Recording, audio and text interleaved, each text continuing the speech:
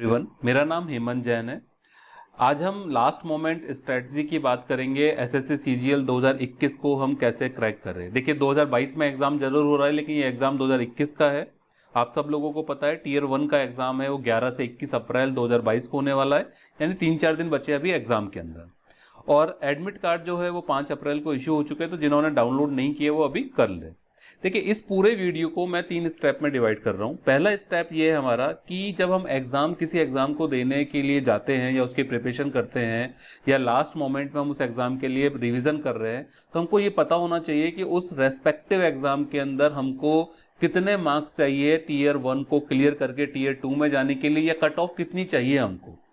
तो जो टीयर 2 है उसके जाने के लिए टीयर 1 की कट ऑफ कितनी होनी चाहिए या इस बार कितनी जाएगी उसका अंदाजा होना चाहिए, क्योंकि उसी के हिसाब से अपनी प्रिपरेशन करते हैं। जैसा कि आपको पता है इस पूरे एग्जाम के अंदर 1 घंटे के अंदर आपको 100 क्वेश्चन अटेम्प्ट करने हैं। 4 अलग अलग सेक्शन है, तो किस सेक्शन के किस टॉपिक के ऊपर ज्यादा फोकस करना चाहिए कि आपकी वो कट ऑफ क्लियर हो जाए। ठीक है, तो सबसे पहले हम बात करेंगे कि हमको कितने मार्क्स एग्जाम के अंदर चाहिए, उसी के हिसाब से हम अपनी जो लास्ट मोमेंट प्रिपरेशन है वो कंटिन्यू करेंगे। दूसरे स्टेप में हम बात करेंगे कि अब लास्ट मोमेंट जब हम प्रिपरेशन कर रहे हैं या यू कैन से कि हम रिवीजन कर रहे हैं, तो हम किन टॉपिक को ज्यादा फोकस करें और किन टॉपिक को हम इग्नोर कर सकते हैं।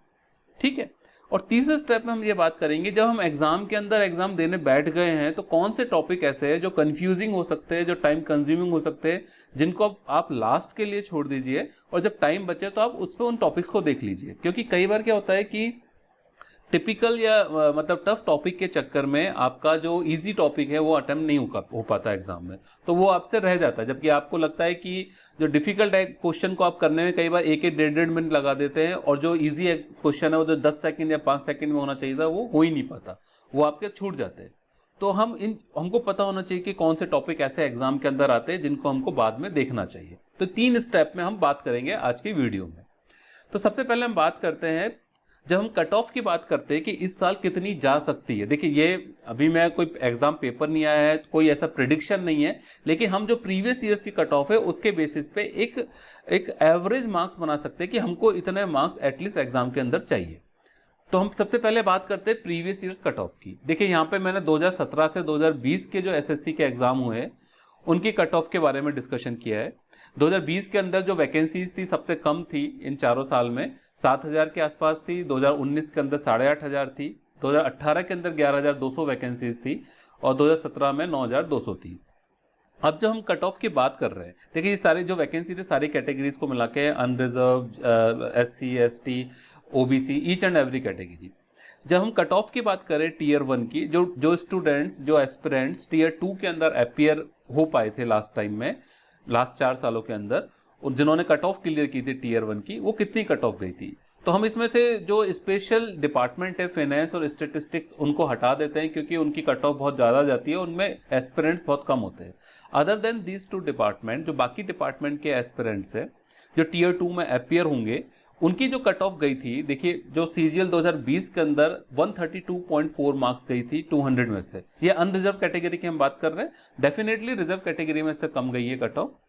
2019 में 147 कट ऑफ गई थी, 2018 में 137 गई थी, 2017 में 126 गई थी। तो जो 2020 में वैकेंसीज कम होने के बाद भी अगर आप देखेंगे कंपैरेटिवली कट ऑफ कम गई थी, क्योंकि एग्जाम का लेवल डिफिकल्ट था कंपैरेटिवली 19 और यू कैन से 18।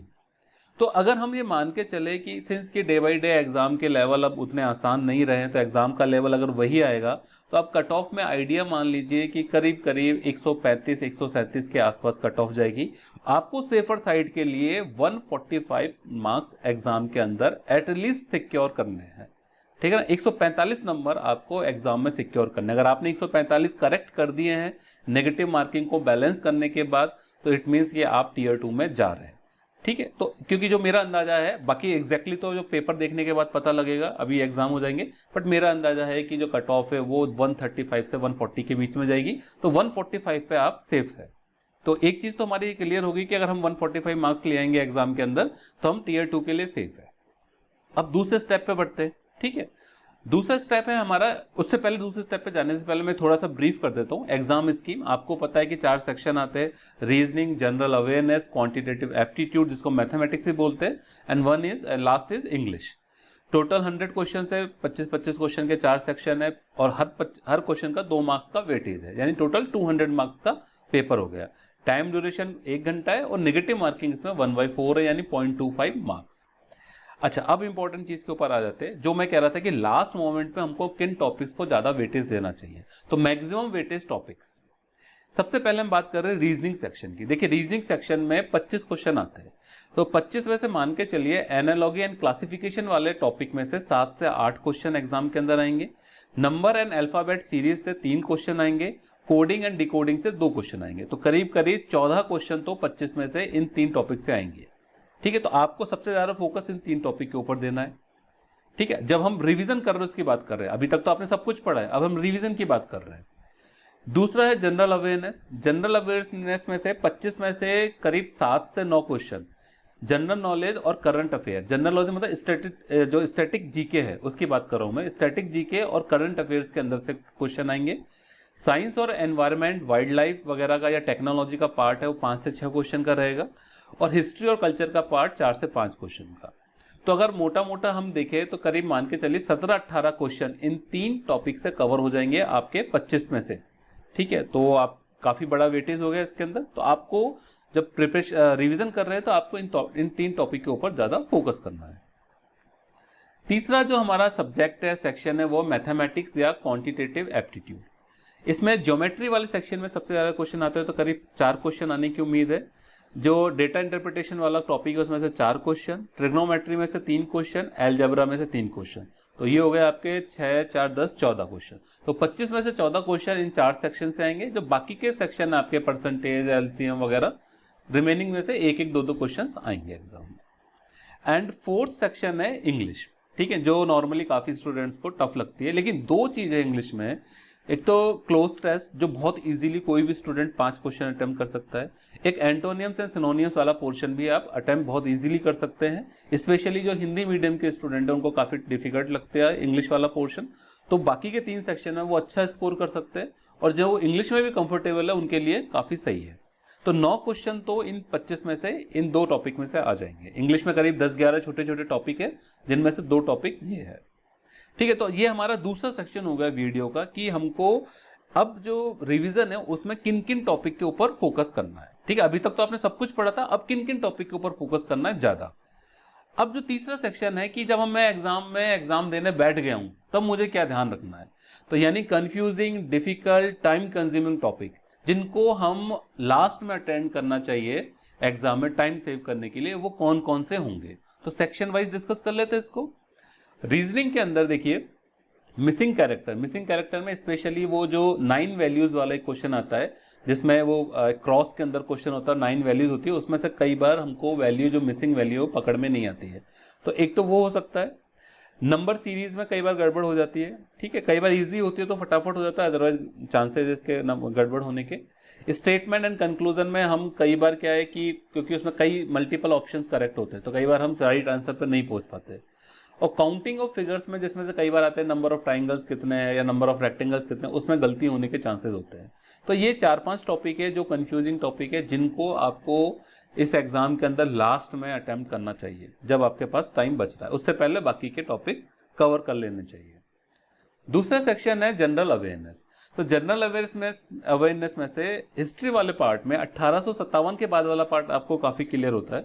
1857 से पहले वाला जो पार्ट है, मुगल्स का पार्ट, दिल्ली वाला हो गया, या बुद्धिज्म, जैनिज्म, ये सारे जो पार्ट है, जो मौर्य वगैरह है, वो वाला पार्ट में से जो क्वेश्चन बनते हैं कई बार एग्जाम में अटेम्प्ट नहीं हो पाते। या फिर ओल्ड इकोनॉमिक डेटा है, वो हमको नहीं याद होता है कई बार।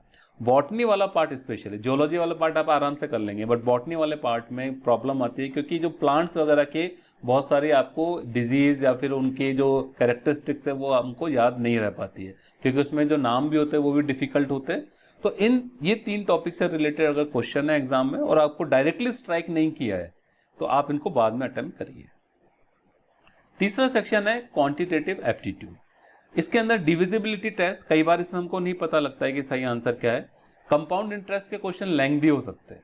ठीक है, और जियोमेट्री अदर देन स्टैंडर्ड, जैसे मान लो आपके पास ट्राइंगुलर सेक्शन है या फिर रेक्टेंगल या स्क्वायर, उसकी तो ज्योमेट्री का क्वेश्चन इजी होंगे।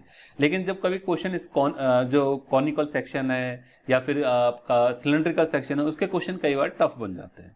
ठीक है, सिमिलर वे में जो एलजेब्रा का कॉम्प्लेक्स पार्ट है, कॉम्प्लेक्स पार्ट क्या है कि उसमें क्या होता है कि जो फ्रैक्शन के क्वेश्चंस आते हैं बेसिकली कि x² + 3/(x+5) की वैल्यू दे दी आपसे और फिर एक एक्सप्रेशन की वैल्यू फाइंड आउट करवा रहा है, तो उसमें क्वेश्चन काफी लेंथी चला जाता है। तो ये क्वेश्चन जो वो है जो टाइम कंज्यूम कर सकते हैं आपके, तो इन क्वेश्चंस को आपको लास्ट में अटेंड करना चाहिए।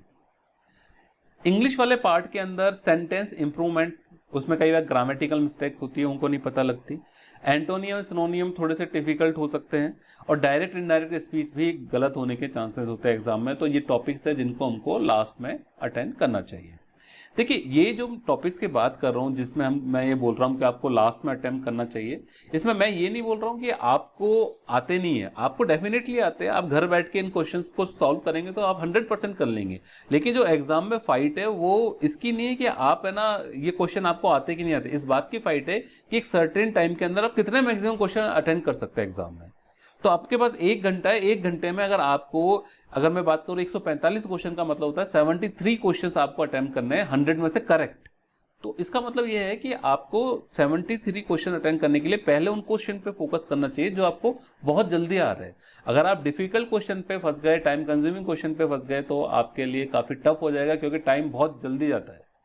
ठीक है, तो इस चीज का थोड़ा ध्यान रखना होगा। अच्छा, एक चीज और मैं आपको थोड़ी क्लियर कर देता हूँ, कई स्टूडेंट बोलते हैं तुक्का लगाए या नहीं लगाए इसके अंदर।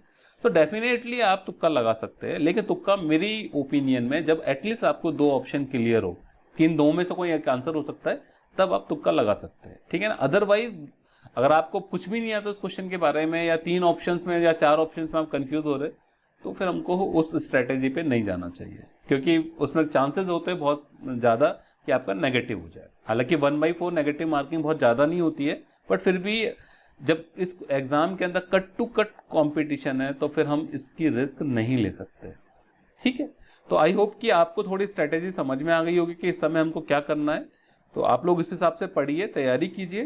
ठीक, और कोई क्वेरी हो तो आप मुझसे पूछ सकते हैं इस वीडियो के through. Okay, all the best, thank you.